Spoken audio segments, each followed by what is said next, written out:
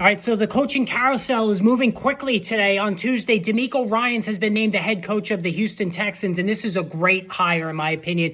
DeMeco Ryans, who presided over a absolutely dominant San Francisco 49ers defense, a defense that really kept the team afloat once they lost not only Trey Lance, but Jimmy Garoppolo to injuries. Brock Purdy steps in, Mr. Irrelevant, and reels off victory after victory after victory on the heels of a very strong defense that kept the 49ers in every game.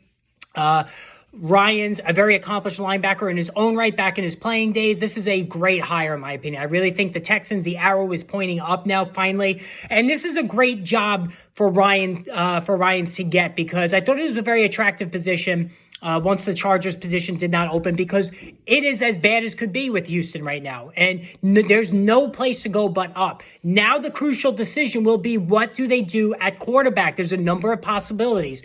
Number 2 overall, do you draft Bryce Young or CJ Stroud, or even take a chance on Will Levis? I don't think they would do that. He's more of a gamble as opposed to the other two.